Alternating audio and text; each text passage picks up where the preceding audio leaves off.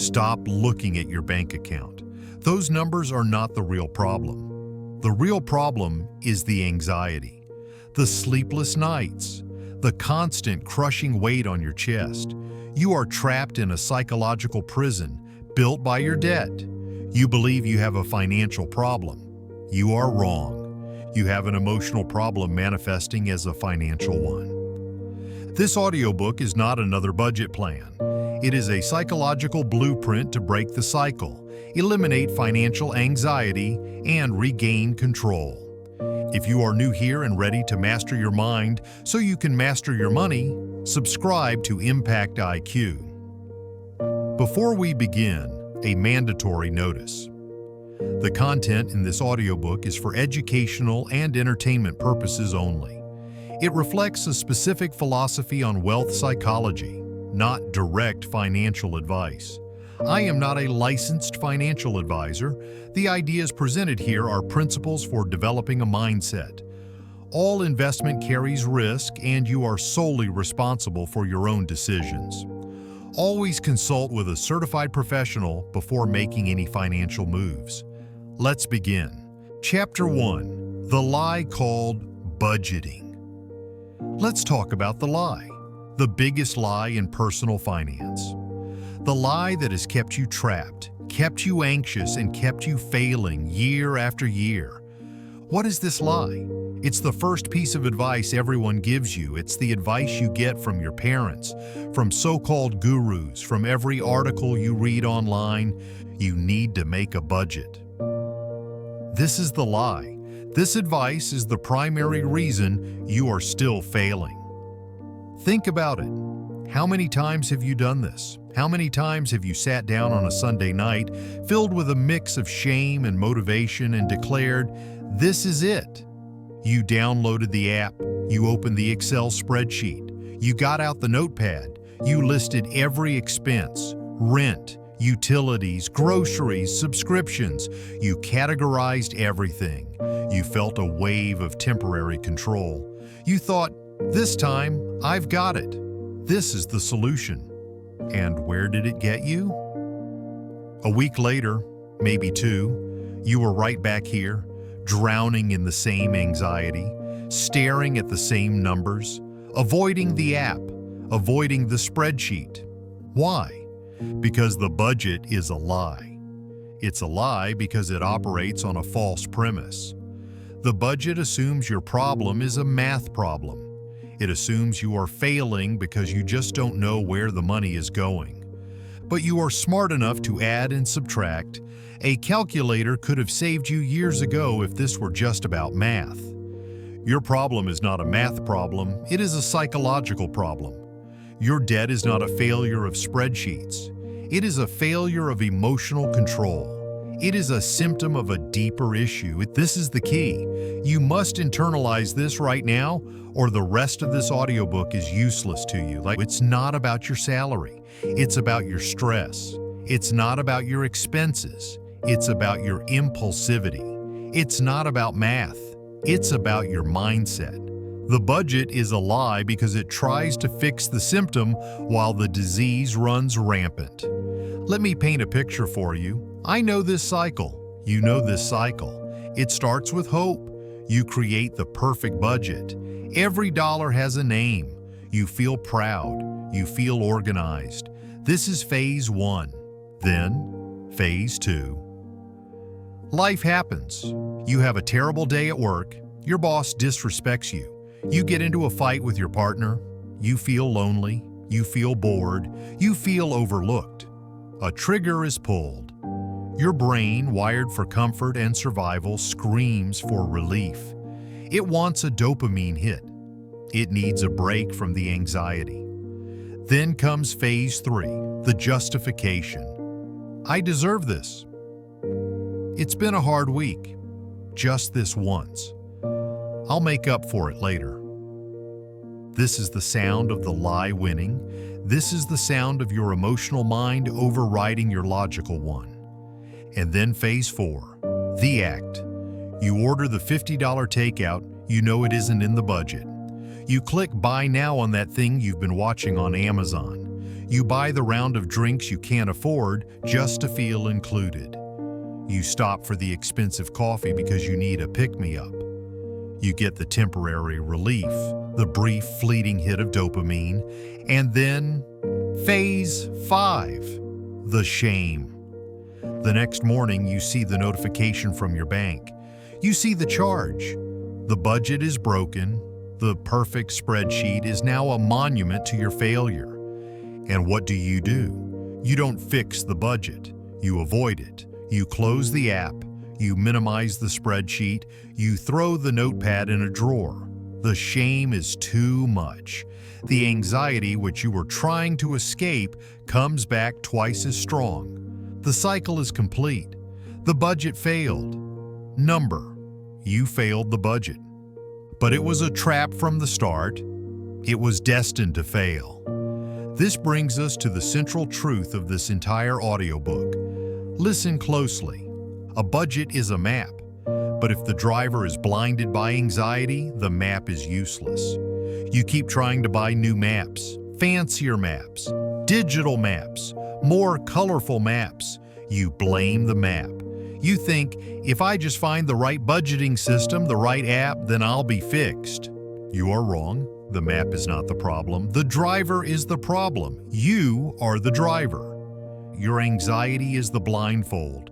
Your impulses are the hands yanking the wheel into a ditch.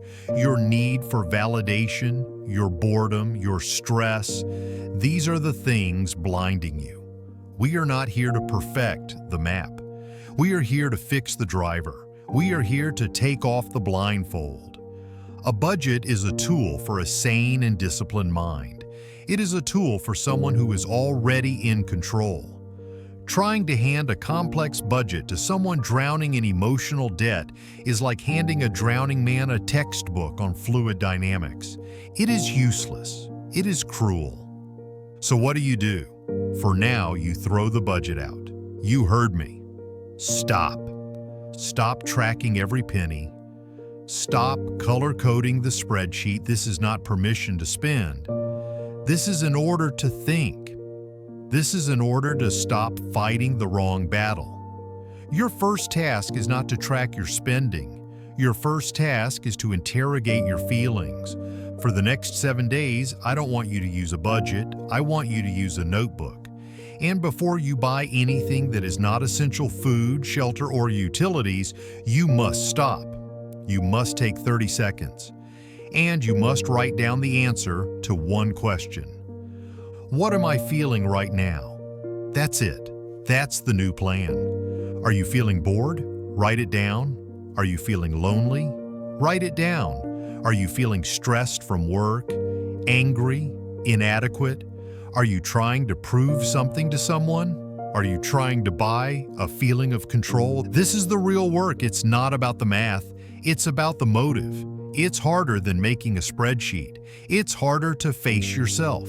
But this is the only path to real control. You have a choice. You can spend the rest of your life printing new, useless maps. You can keep lying to yourself, pretending that the next app will be the one that finally works. Or you can accept the truth. The problem is not the map. The problem is you, the driver. But the good news is the driver can be fixed. The driver can be trained. The lie called budgeting told you your failure was one of organization. It was a failure of awareness. You were fighting the wrong enemy. You were fighting numbers on a page when you should have been fighting the triggers in your mind. You must fix the driver, not the map. That is the key. Now that you've stopped trusting the lie, you are ready for the first step of the real work. You must stop fighting the map and start identifying the enemy. That enemy is not a number, it's a feeling. It's a trigger. That brings us to the next critical phase. Chapter 2. Identify your debt triggers. In Chapter 1, we destroyed the lie. You learned that your problem is not math.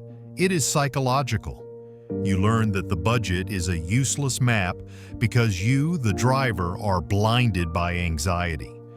Now the real work begins. If the problem is psychological, we must become psychologists. We must become detectives of our own minds. We must find the enemy. Your enemy is not the debt. The debt is just the score. Your enemy is not your job. It is not your income. Your enemy is the trigger. The trigger is the 1-second event in your brain that happens just before you lose control. It is the moment your rational mind goes to sleep and your impulsive, emotional mind grabs the wheel. Every single bad financial decision you have ever made followed a trigger. The act of buying, the click, the swipe of the card is not the start of the problem. That is the end of a chain reaction that started long before. And you are ignoring that chain reaction. You want to focus on the purchase because it's tangible. You can regret it. But the trigger, that is invisible. It's a feeling. And facing feelings is hard. It is easier to blame a lack of money than a lack of discipline. This must end today. We must catch these triggers. We must give them names. We must drag them out of the shadows and into the light, because an enemy you can see is an enemy you can defeat. Listen closely. This is the key. You are not buying items. You are buying temporary relief. I will repeat that. You are not buying the shoes. You are buying relief from feeling invisible. You are not buying the expensive meal. You are buying relief from stress. You are not buying the gadget. You are buying relief from boredom. You are an addict. You are addicted to relief. The debt is just the side effect of your addiction. So let's look at the 4 most common triggers that are keeping you poor and anxious. As I speak, your job is not just to listen. Your job is to identify. Which one is yours? The first trigger, boredom/procrastination. You feel stuck. You are at home. You are supposed to be doing something important, working on a project, cleaning, exercising, but you don't want to. You feel restless. So what do? You reach for your phone, you open Amazon, you open social media, you start just browsing. 30 minutes later, you have bought something you don't need with money you don't have to escape a few minutes of discomfort. Boredom is a luxury you cannot afford. You have been spending as a form of entertainment. You are seeking a dopamine hit from new and exciting because your actual life is boring you. The second trigger, stress/anxiety. This is the big one. This is the one from Chapter 1. You had a terrible day at work. Your boss yelled at you. A client was rude. You feel the pressure. You feel your chest tightening. You feel like you are losing control. And your brain screams, "Get me control. Do something to make me feel better now." And what is the fastest, easiest way to feel a sense of control in modern society? Spending money. Clicking buy is an act of power. It is a declaration. I may not be able to control my boss, but I can control this transaction. I can make the world give me something. It is an illusion of control. It is a temporary relief. Every purchase made under stress is just another link in the chain holding you down. The third trigger, loneliness/the need for approval. You are on social media. You see your friends. They are on vacation. They are buying new cars. They are going to expensive dinners. They look happy. And you feel left behind. You feel invisible. You feel less than. So what do? You order the food delivery. You buy the shoes. You book the trip on a credit card. Why? To participate. To post something. To tell the world, I am here, too. I matter, too. I am doing well, too. You are not buying an experience. You are buying proof. You are sacrificing your financial future for the temporary approval of people who are probably struggling just as much as you are. The fourth trigger, Imposter Syndrome, GI, feeling undervalued. This one is sneaky. You work hard, but you don't feel like you're seen. You don't feel like you deserve to be in the room. You feel like a fraud, waiting to be exposed. And so, you spend. You buy the expensive watch to look the part. You buy the luxury car to signal success. You put on the uniform of success. You are using money as armor. You are using your debt to build a facade that you hope will convince others, but really you are trying to convince yourself that you are worthy. This is the key. Every single one of these triggers is a feeling. Boredom, stress, loneliness, doubt. Your debt is not a financial statement. It is a map of your emotional wounds. So how do we find them? How do we find yours? We use a tool, a powerful tool. It's the 5 whys technique. This is exactly what we started in Chapter 1 with that notebook. But now, we go deeper. Here is the example. Let's look at those $100 shoes from our outline. You bought them. You feel guilty. Now is the time to do the work. You will ask yourself, 1. Why did I buy these shoes? Because I wanted them. That is a weak answer. Too shallow. Dig deeper. 2. Why did I really want them? Because I wanted to look good for that presentation at work. Okay, we are closer. But why? 3. Why did I need to look good for that presentation? Because I wanted to impress the team. I wanted to feel confident. There it is. We are moving from the object to the feeling. 4. Why did I not feel confident without the shoes? Because I feel like I'm not taken seriously at work. I feel like no one notices me. So it's not about confidence. It's about feeling undervalued. 5. Why do I need shoes to solve feeling undervalued? Silence. This is the moment. Because if they don't notice me for my work, maybe they will notice me for how I look. It's something I can control. And there it is. You did not buy $100 shoes. You bought a $100 attempt to purchase respect. You bought temporary relief from feeling invisible. Do you see the power in that? The purchase was never about the shoes. It was a symptom. The real problem was feeling undervalued at work. Spending money was like drinking salt water when you were thirsty. It gave you a second of relief, but it worsened the problem. Now you still feel undervalued, are $100 poorer, and are more anxious. This is the work. The work is not downloading an app. The work is asking you to ask yourself, why? 5 times until you hit the painful truth. You have a choice. You can continue to lie to yourself. You can continue to pretend your spending is logical. It was on sale. I needed it. It's an investment. Stop. Stop lying to yourself. These triggers are controlling you because you have never bothered to name them.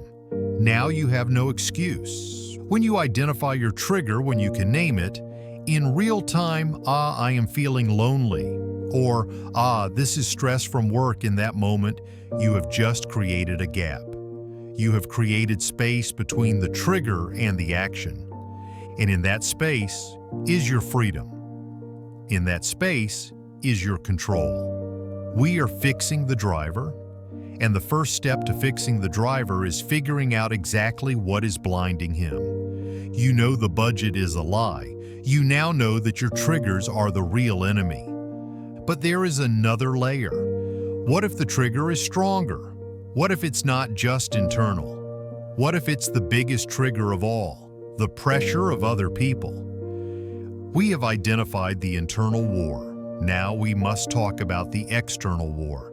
Chapter 3, the myth of keeping up. You've done the work from Chapter 2. You've started to name your internal enemies: boredom, stress, loneliness. But there is another trigger. It is the oldest, most powerful, and most dangerous trigger of all. It is the one that has driven human behavior since the dawn of time. It is the judgment of other people. We are social creatures. We are wired deep in our DNA to seek the tribe's approval. In the past, being exiled from the tribe meant death. Today, being exiled just means being unfollowed, or being talked about, or feeling left out. And to avoid that feeling, you are willing to drive yourself into financial slavery. This is the myth of keeping up. It is the most expensive lie in modern society. It is a game you cannot win, but you keep playing it. You keep playing it every single day. You see your coworker get a new car and you feel a pang of jealousy. You see your friend post a vacation photo and you feel less than. You see an influencer unbox a luxury item and your brain whispers, "I need that to be happy." Let's be clear, this isn't just about wanting nice things. This is about insecurity. This is about your entire sense of self-worth being so fragile that it can be shattered by someone else's Instagram post. You are using debt as a weapon to fight a war of perception. You are buying things you don't need, with money you don't have, to impress people you don't even like. Read that again. You are sacrificing your real life, your peace, your freedom, your future for a fake performance. This is the key. You don't need their permission to be free, but you keep asking for it. Every time you buy something to impress, you are begging them, "Please, see me. Please, approve of me. Please, tell me I am worthy." And they don't care. They are too busy worrying about what you think of them. The entire system is a house of cards, built on mutual, silent, anxious desperation. And you are holding it up with your credit cards. Let's analyze this. Let's make it real. We will compare two people. First, we have person A. Let's call him Successful Steve. Steve makes $150,000 a year. He looks incredible. He has the new Tesla. He lives in the big house in the right neighborhood. His kids have the latest gadgets. His Instagram feed is a curated masterpiece of expensive dinners, exotic vacations, and happy smiling faces. He is the definition of success. And you want to be him. But let's look at Steve's reality. The Tesla is a lease, and the payment is suffocating him. The big house is mortgaged to the hilt, and he's terrified of interest rates. The vacations were all paid for on credit. Steve does not own his life. He is renting it. He is a high-income slave. He does not sleep. He is drowning in anxiety. He is one bad month, one missed paycheck, one emergency away from total financial ruin. His entire life is an image, and the image is eating him alive. Now let's look at person B. Let's call him Simple Scott. Scott makes $60,000 a year. He drives a 10-year-old Honda that is paid off. He lives in a modest apartment that is well within his means. His vacations are camping trips or visiting family. His Instagram is boring. He barely posts. By the world's standards, Scott is not successful. He is average.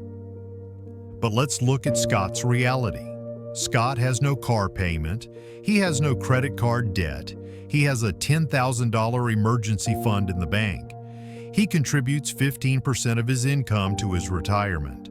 When a tire blows, it is an inconvenience, not a catastrophe.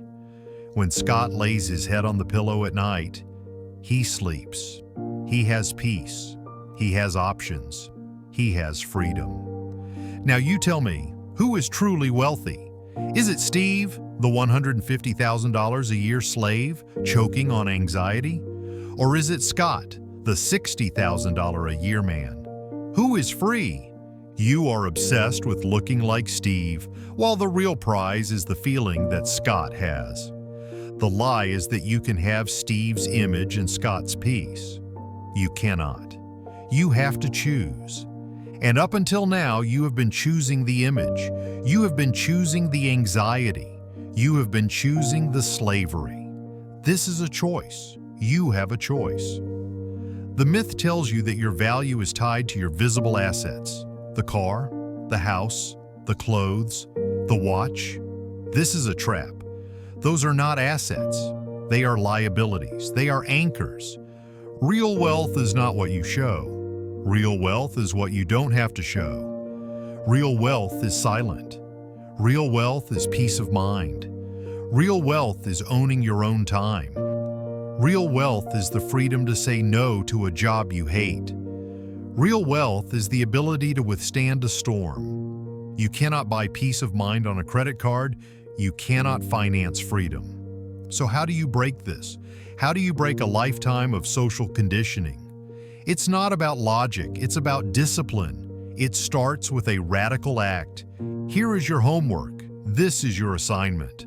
Tonight, I want you to open your social media. I want you to scroll through your feed, and I want you to perform surgery.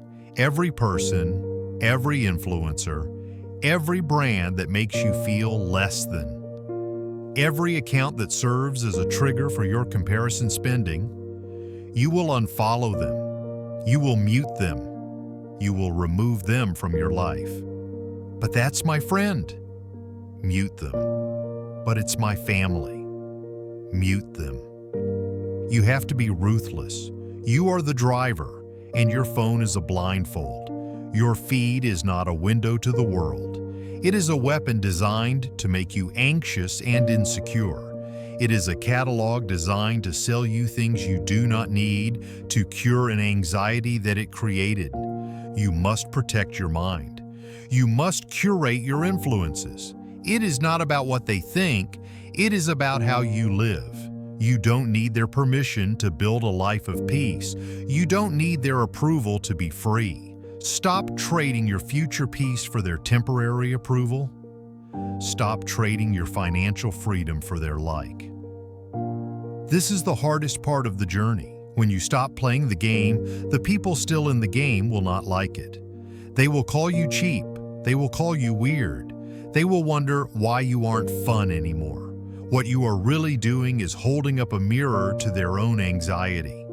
And they will hate you for it. This is the price. But the prize is freedom. The prize is peace. The prize is control. You've faced the lie of the budget. You've named your internal triggers. You have now been given the antidote to the external trigger of social pressure. But even when you do all this, the feeling remains. That knot in your stomach, the 3 a.m. panic, the constant low-level hum of what if, the anxiety. You think the anxiety is because of the debt. You think, if I just pay off the debt, the anxiety will go away.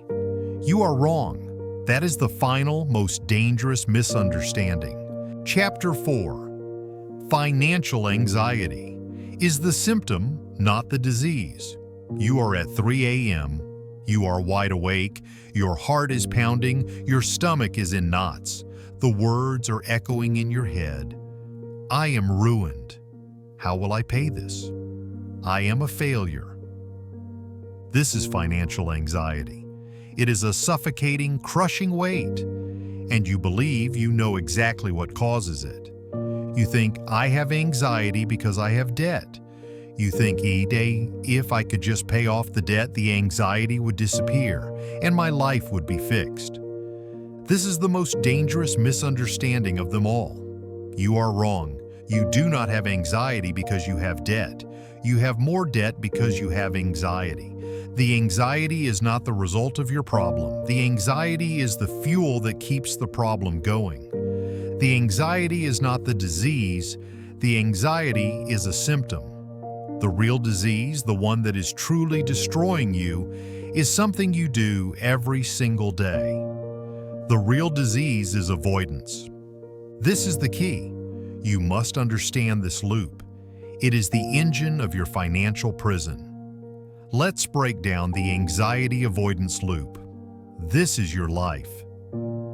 Phase 1. The trigger. A bill arrives in the mail. An email notification pops up in your inbox.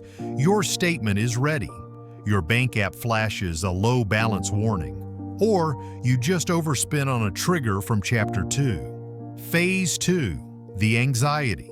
The feeling hits. That oh God feeling. The pit in your stomach. The shame. The fear. Your heart rate quickens. You feel overwhelmed. You feel trapped. Phase 3. the avoidance. This is the moment of choice. This is where you fail. Your rational brain says open it, look at it, face it, get the data, but your emotional brain, the one addicted to relief, screams, I can't, it's too much, make it go away. And you listen to that voice. You don't open the envelope. You swipe the notification away. You close the app. You tell yourself the most expensive lie in the world, I will deal with it later. You turn on the TV, you scroll social media, you go get a snack. You do anything to create distance between you and the truth. For a single fleeting second, you feel relief. Phew, it's gone. Phase 4, the consequence. But it is not gone. While you are dealing with it later, the problem is getting worse without you. The bill you didn't open, it just got a late fee. The account you didn't check, it just overdrafted and you got a $35 penalty. The debt you're ignoring, the interest just capitalized. The problem is growing in the darkness you created. Phase 5, the amplification. A week later, you are forced to look, and now the problem is worse. The debt is bigger, the bill is higher, and your anxiety? It is 10 times stronger than it was before. The loop is complete. The anxiety led to avoidance. The avoidance made the problem worse. The worst problem now creates more anxiety. And so the cycle repeats, deeper and deeper. This is the key. You are not afraid of the debt. You are addicted to the avoidance. You are addicted to the temporary, fleeting high of later. You are sacrificing your entire future for a few seconds of not feeling the feeling. And let's talk about the cost of this avoidance. It's not just financial. This is what the outline for this chapter told us to focus on. The physical cost. You think that by not looking, you are protecting yourself. You are wrong. Your body knows the truth. When you avoid that bill, your brain doesn't just relax. It logs that task as unfinished business. It logs it as a threat. And so your body stays in a constant low-level state of fight or flight. This is not a metaphor, this is biology. This state releases a hormone, cortisol. This is your enemy. Cortisol is the stress hormone, and because of your avoidance, you are marinating in it. What does that do? It destroys your sleep. You are tired but wired. You can't fall asleep, or you wake up at 3 a.m., heart pounding, because your brain is screaming, threat, threat, threat. It makes you irritable. You snap at your family, at your coworkers. You have no patience. Your emotional fuse is gone. It destroys your productivity. You are sitting at your desk at work, but you are not working. You are staring at the screen. You are replaying your mistakes. You are catastrophizing. You are physically present but mentally absent. It even makes you gain weight. Cortisol signals your body to store fat, especially around your vital organs. You are making yourself physically sick. You are trading 5 minutes of discomfort, the time it would take to just open the damn bill, for 24/7, round-the-clock physical and mental exhaustion. This is the choice you are making. This is not happening to you. This is a result of your addiction to avoidance. So how do we break it? How do we stop the loop? The answer is simple, but it is not easy. You must do the one thing you are most afraid to do. You must do the opposite of avoidance. You must seek clarity. The antidote to anxiety is not ignorance. The antidote to anxiety is information. The fear of the unknown is always worse than the known bad news. Your brain is imagining a monster in the closet. It imagines the debt is $1 million. It imagines you are completely ruined. I promise you, the reality is never as bad as the monster your anxiety has created. You must turn on the light. This is your assignment. This is the new plan. It's not budgeting. It's not cutting up cards. Not yet. The first step is this. You must face the numbers. Tonight, you will set aside 1 hour. You will take one single piece of paper. You will get a pen. You will log in to every account. Your credit cards, your student loans, your car loan, your bank account. You will not judge. You will not cry. You will not quit. You are a scientist. You are an investigator. You are just collecting data. You will write down the exact total amount for each debt. You will write down the interest rate. You will write down the minimum payment. And at the end, you will add them all up. You will have one number. That is it. That is the number. It is just a number. It cannot hurt you. It does not define you. It is not your enemy. It is just data. And for the first time in your life, you will have clarity. The monster is out of the closet. It's in the light. And you will see it's not a monster at all. It's just a math problem. And you can solve a math problem. The anxiety will not disappear overnight, but the panic will. The 3 a.m. terror will. You will have broken the anxiety-avoidance loop. You will have taken the first real step to control. You have stopped the addiction. You have stopped hiding from the truth. You have stopped the internal bleeding, but you are still bleeding externally. Every day, your impulses, your triggers, are still causing new wounds. Before we can build a plan to attack the old debt, we must first stop creating new debt. We must stop the bleeding. Chapter 5. Stop the bleeding. The psychology of the first dollar. You've done it. You've faced the numbers. You sat down. You opened the accounts. You stared the monster in the face. And you are still here. You have clarity. The 3 a.m. panic is gone, replaced by a cold, hard number.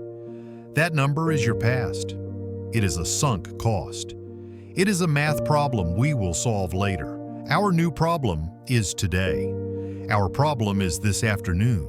Our problem is the impulse you'll feel at 3 p.m. when you're stressed and want a coffee. Our problem is the ad you're going to see tonight that triggers your insecurity. You cannot climb out of a 30-foot hole if you are still standing in it, digging it deeper.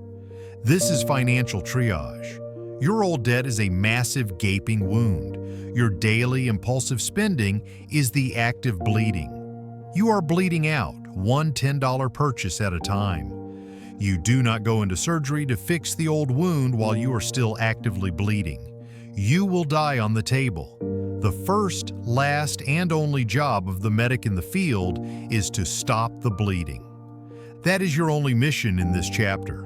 We are not paying off debt. We are not building an emergency fund. We are not investing. We are focused on one thing, not creating one single dollar of new debt. We are stopping the bleed. This is the psychology of the first dollar. Your freedom does not begin when you save $10,000. Your freedom starts with the first dollar you don't spend. It begins when you win the fight against a single $10 impulse. That $10 victory is everything. That $10 victory is the first brick in your new foundation. It is the proof. It is the signal to your brain that the old identity is dying and a new one is being born. It's not about the $10. It's about the discipline. It's about winning. So how do we win? We have spent 20 years living in a world designed to make us spend. One click buy, tap to pay, buy now, pay later. The world has removed all friction from spending. Your triggers, Chapter 2, are connected directly to your wallet. There is no space, there is no gap for your logic to step in. Impulse, click, done. Our job is to rebuild that gap. Our job is to create intentional friction. We must make it harder to spend money. You have to make it easier to do the right thing and harder to do the wrong thing. This is the key. Here are your new rules. This is not a suggestion. This is the new law. First, you will conduct digital surgery. Your phone and your computer are the weapons being used against you. Tonight, you will disarm them.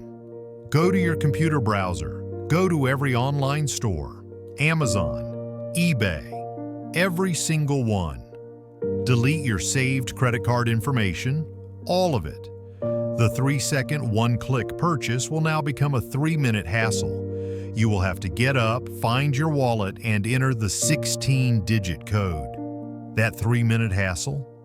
That is friction. That is the gap. In that gap, your logic has a chance to fight back. Next, you will go to your phone. Delete the apps. Delete the Amazon app. Delete the Target app. Delete the food delivery apps. You heard me. Delete them. But what if I need them? If you need it, you can open your phone's browser and type in the website. It is slow. It is clunky. It is annoying.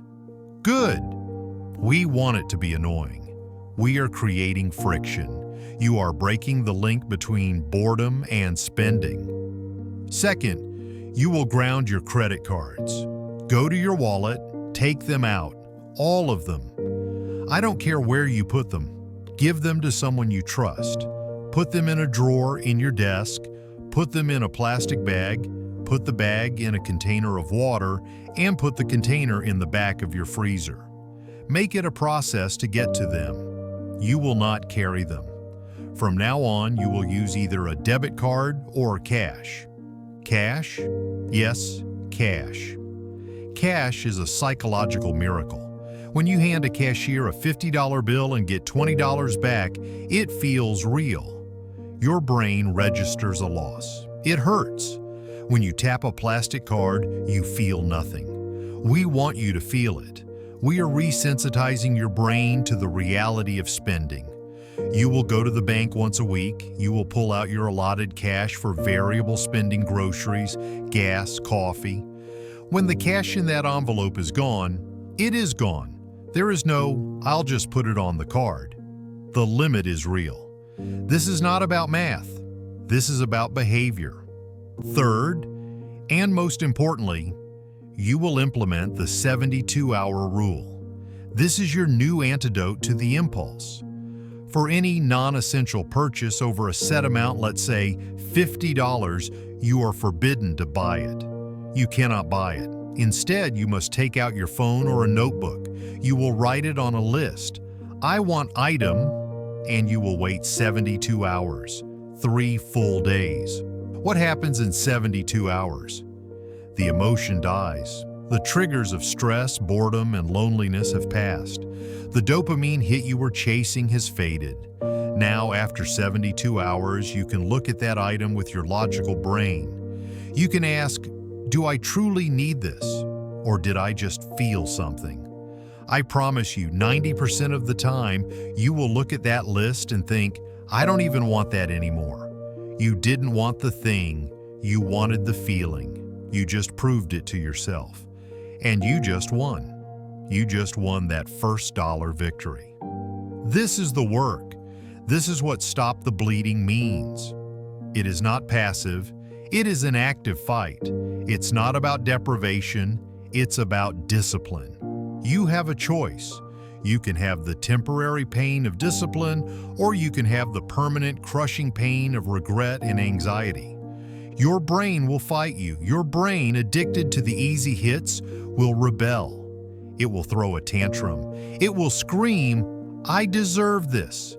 It's been a hard day. It's just $20. This is the sound of your addiction dying. You must let it die. You must be ruthless. You don't need its permission to be free. You have stopped the budget lie. You have named your triggers. You have rejected the social pressure. You have faced the numbers. And now you have built the dam. You have created the friction. You have stopped the active bleeding. You are now stable. The patient is no longer critical. You are no longer digging. But your brain is still stuck in the old pattern. It's afraid. It has been trained for 20 years to believe there is never enough.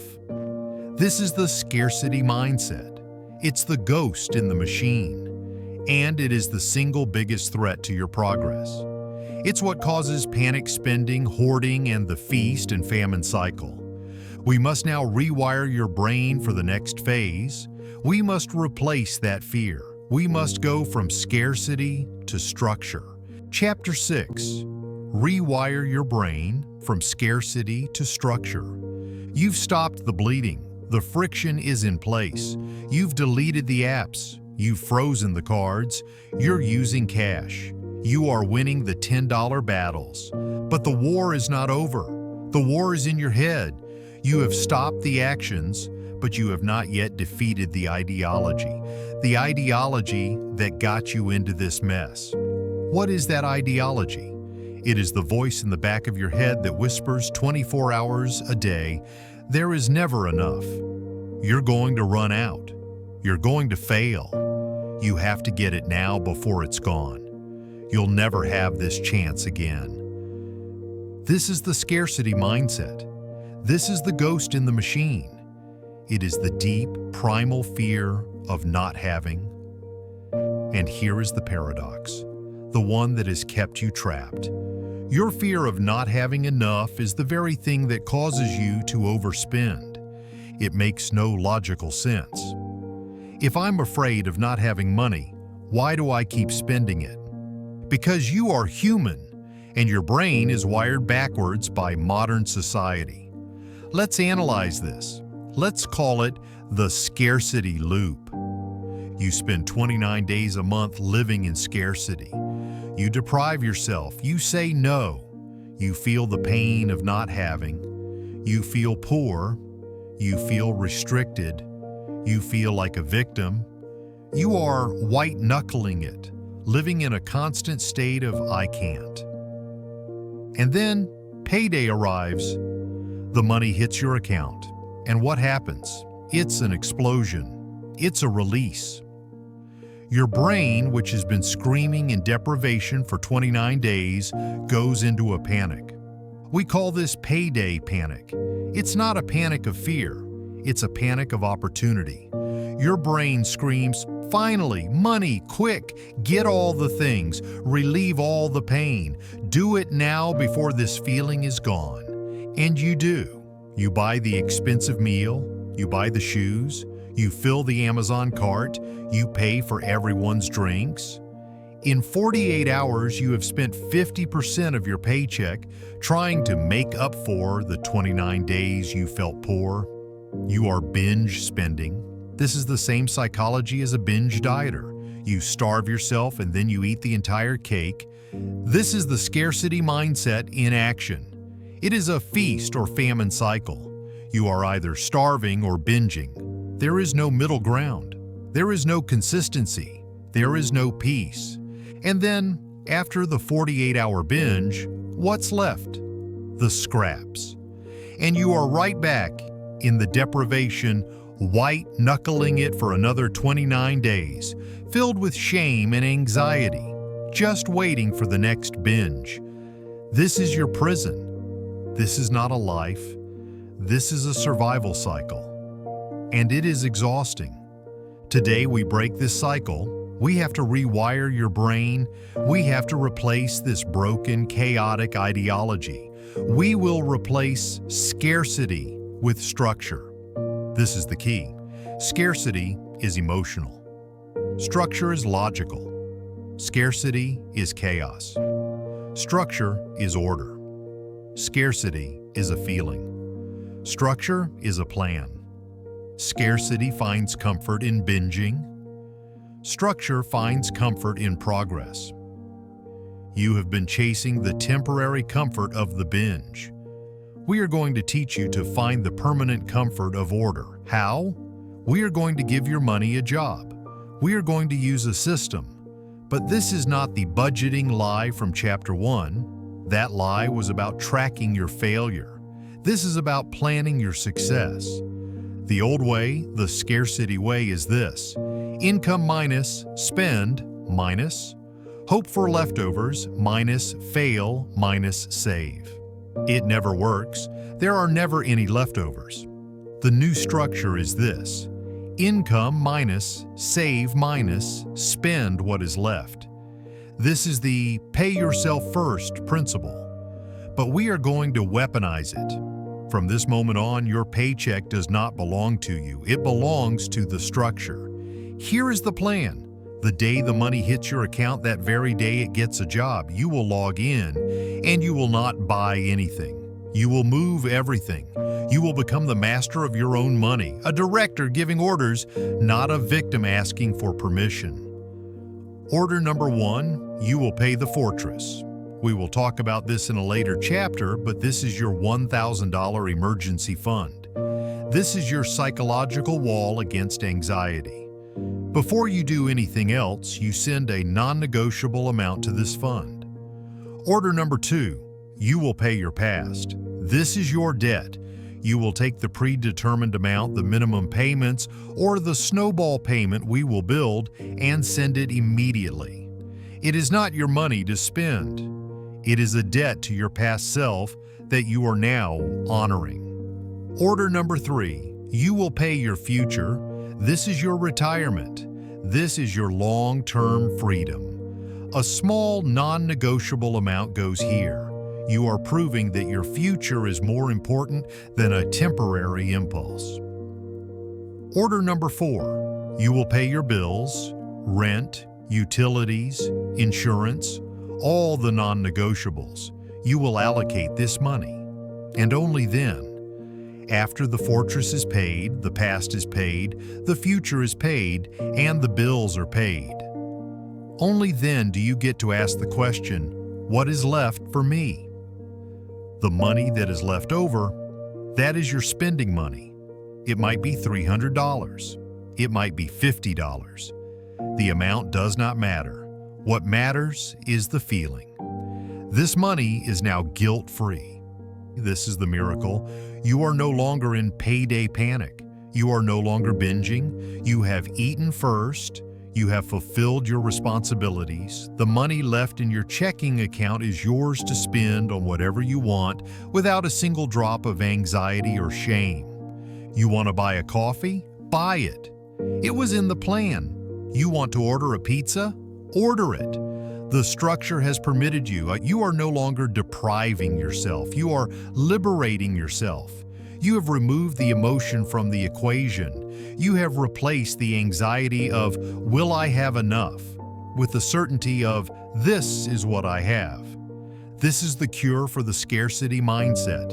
It's not about deprivation, it's about discipline. And this is the central truth you must accept. Discipline is not punishment. Discipline is the bridge between your anxiety today and your freedom tomorrow. Your old brain, the scarcity brain, told you that discipline was a cage. That was a lie. That lack of discipline was the cage. A cage of anxiety, shame, and panic. This new structure, this is not a cage. This is the key. This is the blueprint for your escape. You have a choice. You can stay in the chaotic, emotional, feast or famine cycle of scarcity forever. Or you can embrace the calm, logical, powerful world of structure. The work is not to hope you do better. The work is to build the system that makes better the only option. You are rewiring your brain. You are teaching it to find comfort in order, not in chaos. You have stopped the bleeding. You have now built the structure to prevent future bleeding. Your mind is clear. Your system is in place. You are stable. You are in control. It is time. It is time to stop defending. It is time to start attacking. It is time to go to war with that number you wrote down in Chapter 4. It is time to pay your past so you can own your future. We will not attack with emotion. We will attack with a weapon forged from psychology, momentum, and small, simple victories. Chapter 7. The Debt Snowball as a Psychological Weapon. You are stable. The bleeding has stopped. The structure is built. You are no longer a victim. You are a fighter. But a fighter needs a plan of attack. A fighter needs a weapon. You have that number you wrote down in Chapter 4. It's sitting there, that total, that mountain. And your first logical thought is, How do I climb this mountain? Now the gurus will appear, the math people, the spreadsheet jockeys. They will flock to you with their calculators, and they will all give you the same smart advice. They will say, you must pay the debt avalanche. It is the only mathematical way. The debt avalanche is this: you list all your debts and attack the one with the highest interest rate first because you will save the most money.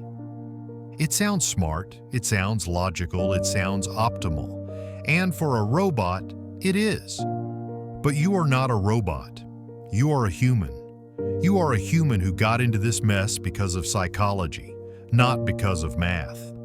The debt avalanche is the perfect plan for a person who will never quit, a person who is 100% motivated 100% of the time. That is not you. That is not anyone. The debt avalanche is a 26-mile marathon with no water stations and no crowd. You will attack that one massive $20,000 high-interest loan, and you will not see a win for 3 years. You will get tired. You will get bored. You will lose motivation, and you will quit.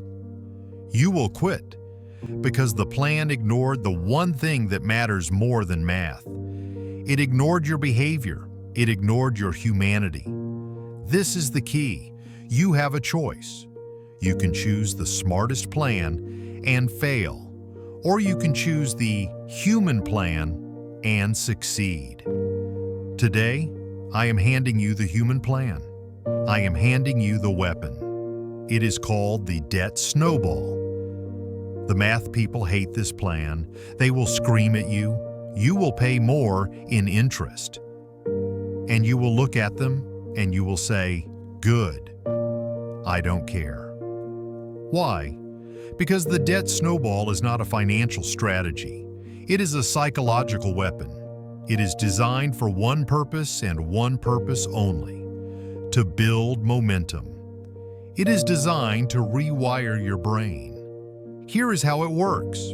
It is simple, it is elegant, and it is unbelievably effective. Step 1, you take your list of debts from Chapter 4. Step 2, you ignore the interest rates. You ignore the balances. You only care about the total amount owed. Step 3, list them from smallest to largest. That $300 old medical bill, that $800 store credit card, that $2,000 personal loan, that $10,000 car loan, that $25,000 student loan. Step 4, you will pay the absolute minimum payment on everything except the smallest one. Step 5, you will take every single extra dollar you can find the money from your new structure, Chapter 6, the money you didn't spend, Chapter 5, and you will attack that smallest $300 debt. You will attack it with aggression, with focus. You are not paying it, you are killing it.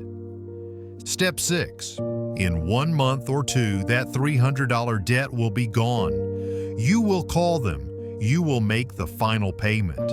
It is dead, forever. You just won. And this is where the magic happens.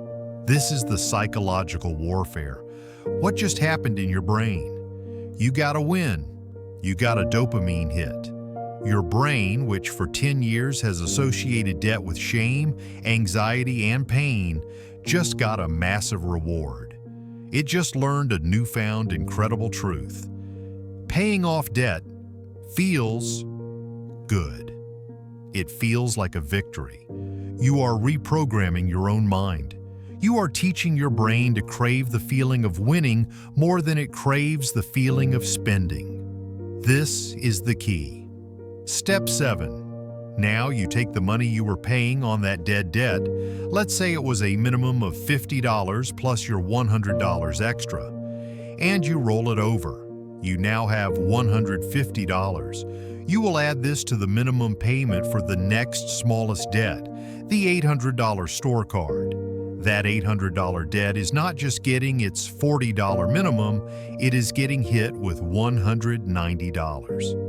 And the snowball starts to build. That $800 debt doesn't last a year, it lasts 4 months, and then it dies. Another win, another dopamine hit. Your brain is singing. You are an addict, but you are now addicted to freedom. So what do you do next? You take the $190 and you roll it on to the next debt. Your snowball is now massive. By the time you get to that $25,000 student loan, you are not hitting it with a $150 minimum payment.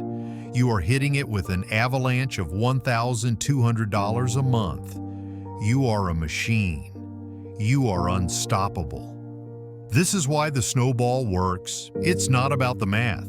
It's about the momentum. It's not about the interest. It's about the inspiration. The math gurus are correct. You will technically pay a little more in interest, maybe a few $100s. So what? That few $100s is the fee you pay for a behavioral coach. It is the price of admission to a system that actually works for human beings. You have wasted thousands of dollars on impulsive, emotional, trigger-based spending. Are you really going to tell me you are not willing to pay $200 to guarantee you will finally finish the race? You don't need their permission. You have been trying to use their logic for your psychological problem, and you have been failing. No more. We are done with logic that fails. We are now using psychology that wins. This is the central mantra of your new life. Burn this into your mind. We are not trying to optimize interest rates. We are trying to optimize your motivation. Motivation is the engine. Interest rates are the rear-view mirror. The debt avalanche gives you a perfect engine, but no fuel. The debt snowball is the fuel. It gives you win after win, building your motivation so high that by the time you get to the big debts, you are a force of nature. You have a choice. You can listen to the smart plan that you will abandon in 6 months. Or you can pick up the weapon, start with the smallest enemy, and win the war. One small victory at a time. You have your weapon. You have your plan. You are attacking your past so you can own your future. You are killing your debts one by one. But as you do this, your old mind will start to make excuses. As the snowball gets closer to the big debts, the justifications will start. Wait, stop. That's my car loan. That's a good debt. I need that. That's my student loan. That's an investment. That's different from a bad credit card. This is the last, most sophisticated, most dangerous lie your old self will tell you. The idea that some of your chains are good chains. Chapter 8. Good debt versus bad debt is a lie you tell yourself. The snowball is rolling. You are winning. You have tasted victory. You killed the $300 bill. You killed the $1,000 credit card. You are a machine. You are unstoppable. And now the snowball is hurtling towards the next debt on the list, the $15,000 car loan. And suddenly, you pause. A new voice whispers. It's not the panic voice from Chapter 4. It's not the trigger voice from Chapter 2. It's a new voice, a sophisticated voice, a rational, smart voice. And it says, "Whoa, wait, stop. We don't attack that one. That one is different. That is good debt." This is the lie. This is the single most dangerous, sophisticated, and destructive lie you will ever tell yourself. It is the lie that separates the amateurs from the truly enslaved. The lie is that there are 2 types of debt. There is bad debt, the credit cards, the stupid, impulsive purchases, the ones you feel shame about. And then there is good debt, the debt you are proud of, the debt that banks and society and maybe even your parents encouraged you to get, the car loan, the student loan, the mortgage. This distinction is a trap. It is a psychological loophole you have created for yourself. It is an excuse to stay in chains, just because the chains are polished and everyone else is wearing them too. It is a lie designed to keep you as a high-achieving, comfortable, permanent slave. Let's be clear. Let's write this on the wall of your mind. All debt is a claim on your future. All debt is your future self, being forced to work to pay for your past self's decisions. All debt is a chain. Some chains are just prettier than others. Let's dissect the lie. Let's pull this enemy into the light. It starts with the car. You tell the Snowball, "Stop. I need my car. It's a good debt because it gets me to work." You are lying to yourself. You are confusing transportation with a status symbol. You need a car. You want the $30,000 SUV. You need a way to get to work. You want the leather seats, the new car smell, and the approval of the people in the parking lot. You do not need a $600 per month payment. Let's call that payment what it is, the insecurity tax. It is the price you pay every single month to prove to strangers that you are doing well. You have willingly, rationally enslaved yourself for 40 hours of your future work to finance a depreciating piece of metal. And you call it good debt? It is a liability that you have disguised as an asset. This is the key. If it owns you, it is not an asset. And that car payment owns you. It owns your choices. It owns your peace. It is the anchor that chains you to the job you hate because you must make that payment. That is not good debt. That is a prison cell on wheels. And then, the sneakiest one. The one you are most proud of. But my student loan, that was an investment. That's the best debt. It got me my degree. You are right. It was an investment. And now you must pay for the investment. This is the problem. You have used that investment excuse to ignore the debt. You have treated the asset, your degree, as real, but you have treated the liability, the loan, as fake. You have let it sit there for 10, 15 years. It has been capitalizing and growing in the dark while you've been hiding behind the excuse that it's good. It is a 300-pound backpack you carry into every single meeting. It is a claim on every future raise. You are not free. You cannot have it both ways. You cannot be proud of the degree on the wall and ashamed of the bill in the mail. You must hate this debt. You must hate it for the same reason you hate the credit card debt. Because it is not yours. Because it is a claim on your time. Because it keeps you from true freedom. It's not about the reason you got the debt. It's about the discipline to get rid of it. This all comes back to the same destructive trigger, the I deserve it mentality. I work hard. I deserve a nice car. I am smart. I deserve this degree. You are confusing working hard with earning it. You have not earned it until you can pay for it. In cash. Until then, the bank has earned it. The bank owns it. You are just the janitor polishing the bank's car. You are just the tenant mowing the bank's lawn. You are a well-behaved servant in a prison you built for yourself and called an asset. Let's redefine asset. A true asset is something that frees you. It puts money in your pocket. It gives you options. A liability is something that chains you. It takes money out of your pocket. It removes your options. Now look at your good debt again. Does that car payment free you, or does it chain you to your job? Does that student loan free you, or does it force you to chase a high salary instead of the work you actually want to do? Does that massive mortgage free you from good debt? Or is it the set of golden handcuffs that keeps you from starting your own business, from taking a risk, from living? Here is your new non-negotiable definition. If it steals your peace, it is bad debt. Period. I don't care if it's a car, a degree, or a house. If it keeps you awake at 3 a.m., if it steals your joy, if it removes your freedom, it is bad debt. and it must be destroyed. You have a choice. You can keep lying to yourself. You can keep your pretty chains and pretend they are jewelry. You can keep your good debt and your comfortable slavery. Or you can be free. Here is the new plan. You must be ruthless. You must hate debt, all of it. That car loan? It goes on the list. That student loan? It goes on the list.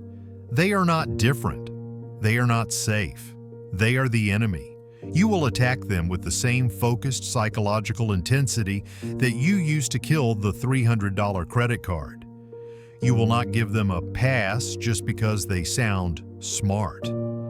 Freedom is the goal, not smart slavery. You are now a weapon. You are attacking your past. You are running your snowball. You are a finely tuned machine. But a warrior needs armor. An army charging forward needs a fortress to protect its back. You are running lean. You are throwing every spare dollar at this enemy. You are vulnerable. What happens when the car actually breaks down? What happens when the real emergency hits? Your old self would panic and run right back to the credit cards. You would destroy all your progress in one night of fear. You are not your old self. You will build a defense.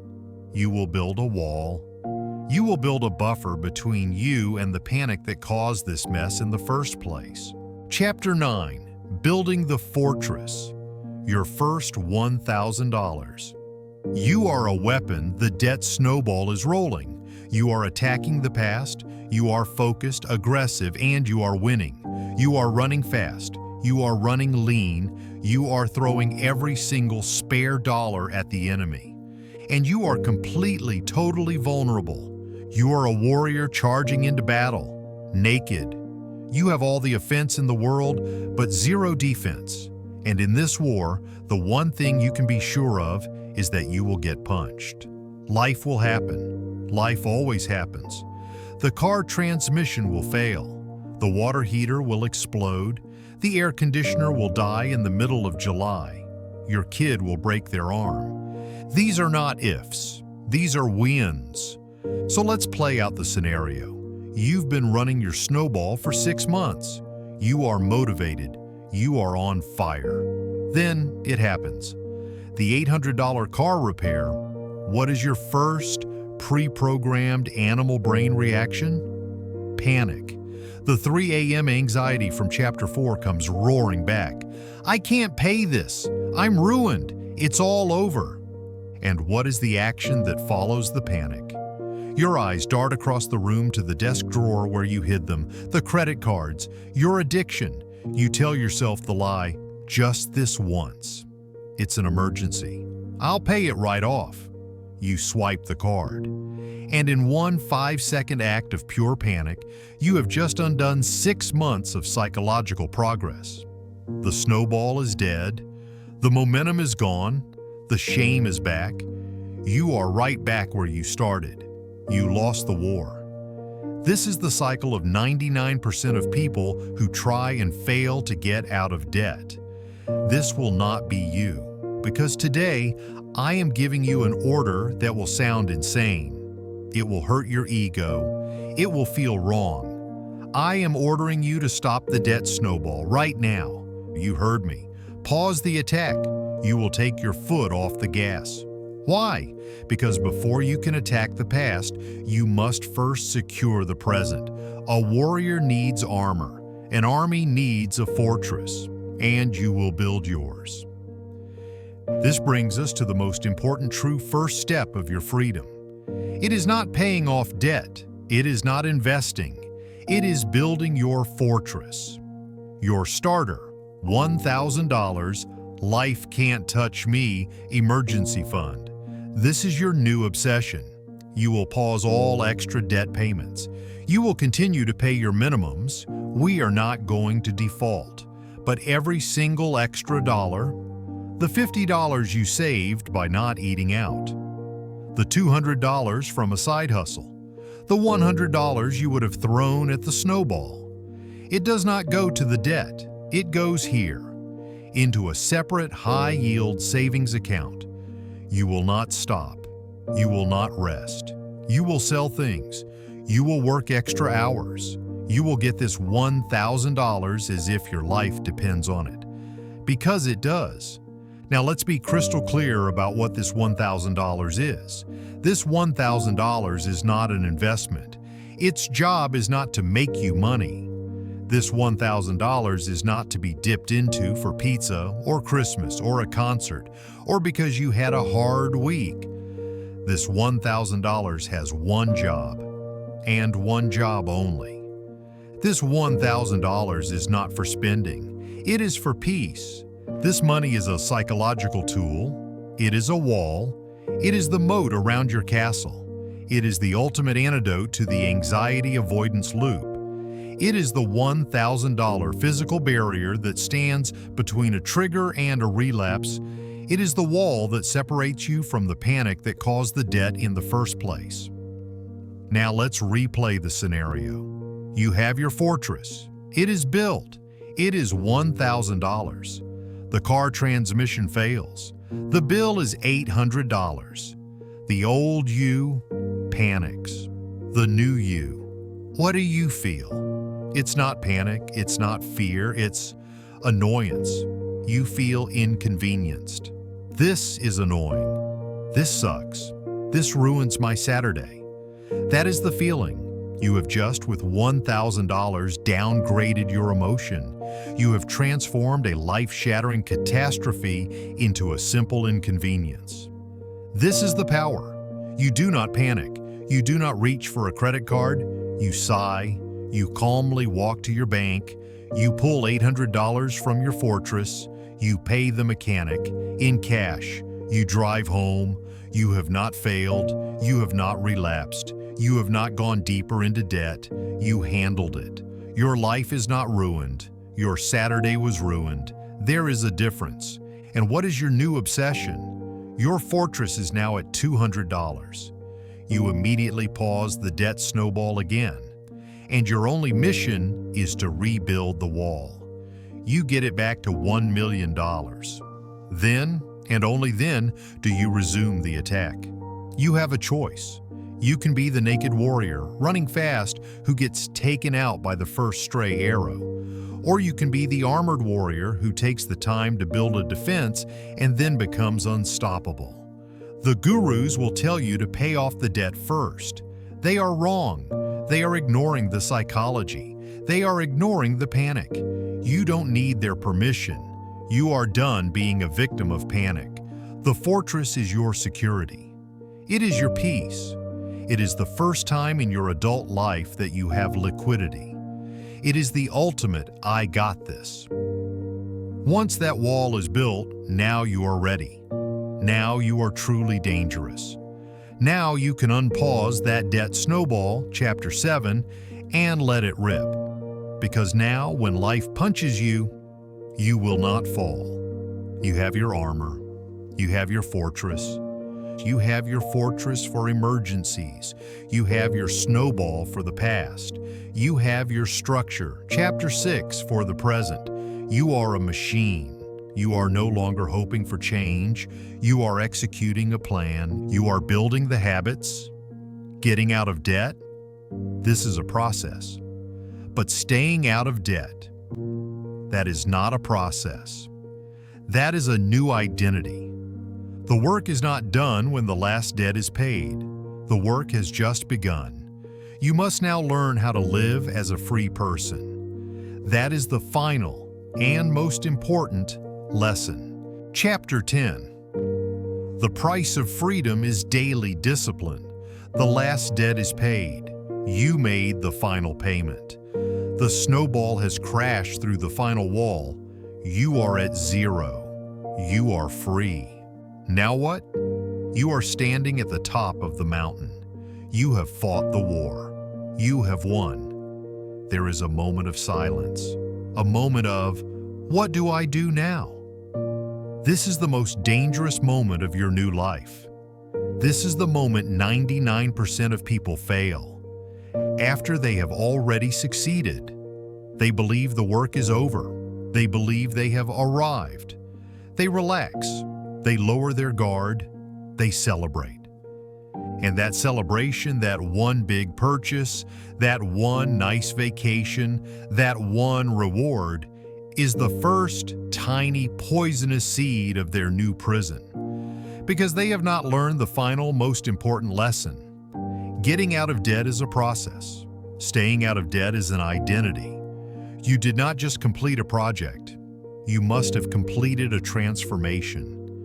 If you are still the same person, you were the person who needed the triggers, the person who craved the validation, the person who ran on impulse, I guarantee you, you will be back in debt within 18 months. The debt was never the real problem. You were. The debt was just a symptom of your old identity. You must now consciously choose your new one. You are no longer the debtor, you are no longer the one who is fighting. So who are you? You are the disciplined. You are the structured. You are the free. And freedom has a price. It's not a price you pay once. It's a price you pay every single day. The price of freedom is daily discipline. The discipline must remain. The old you was defined by chaos. The new you must be defined by structure. That structure we built in Chapter 6, that was not a temporary tool. That is your new operating system. That pay yourself first model, that is permanent. The only thing that changes is the target. Your paycheck still does not belong to you. It still belongs to the structure. But the jobs have changed. Order number 1, you still pay your fortress. But now it's not a $1,000 starter fund. Your new mission is to build it to 3, then 6 months of living expenses. The wall of your fortress gets thicker. It becomes impenetrable. Order number 2, you still pay your past, but your past is clear. So this job is fired, and all that money, that massive, powerful snowball you were throwing at your debts, it gets a new job. Order number 3, you still pay your future. And this is the new job. That entire snowball now gets rolled over and aimed at your investments. This is how you go from zero to wealth. This is how you go from defense to offense. This is how you go from slavery to mastery. You have become the bank. You are now paying yourself with interest. This is the new why. It's not about deprivation, it's about discipline. It's not about what you can't have. It's about what you are building. Your old identity found comfort in spending. Your new identity must find comfort in progress. You must get the same dopamine hit from watching your investment account grow that you used to get from an Amazon package arriving at your door. This is the rewire. This is the work. You have a choice. You can see zero as the finish line. You can relax, take your foot off the gas, and slowly, inevitably, drift right back into the storm. Or you can see zero as what it really is, the starting line.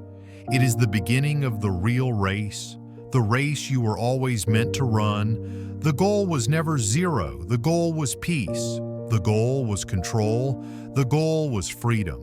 And zero is just the platform on which those things are built. This is your new identity. Financial freedom is not a destination you arrive at. It is a standard you uphold. You uphold it today. You uphold it tomorrow. You uphold it for the rest of your life. The price is daily. But the prize is everything. It is the peace of mind you have now. It is the ability to walk into any store and know you don't need anything from it. It is the power to say no to a boss, yes to an opportunity. It is the freedom to live your life on your terms, not on a bank's terms. The anxiety is gone, the panic is gone, but the discipline must remain. The work is not over. The work, the real work, has just begun. We are at the end of this lesson. It is time to review the truth. You came here seeking a financial fix, and you learned the problem was never financial. It was psychological. You learned that the budget is a lie because it ignores your emotional triggers. You learned that financial anxiety is not the result of your debt, but the fuel that keeps the avoidance cycle running. You learned that the pressure of keeping up is a social myth you must ruthlessly abandon. You learned to stop the bleeding, face the numbers, and create friction. You were given the $1,000 fortress armor that turns a catastrophe into an inconvenience. You were given the weapon, the psychological momentum of the debt snowball. You learned to reject the lie of good debt and to see all debt as a threat to your freedom. And finally, you learned that freedom is not a destination. It is a standard of daily discipline. We did not just talk about numbers, we talked about control, we talked about rewriting the emotional script that kept you trapped. But the information is useless without action. The anxiety will return unless you execute the plan. Your challenge is not to just listen to another book, your challenge is to execute this one. Build your fortress. Name your triggers. Start your snowball. Reclaim your peace. You have now begun to master the psychology of debt. You have learned how your reaction to anxiety controlled your finances. If you are ready to apply this same principle to the entire world of wealth, to your earning, your investing, and your future, then your next lesson is our full audiobook, Wealth Psychology: Why Emotional Reaction Will Keep You Poor. It is the critical next step to mastering the internal game. If you are new here, subscribe to ImpactIQ. The work does not end today. The work begins today.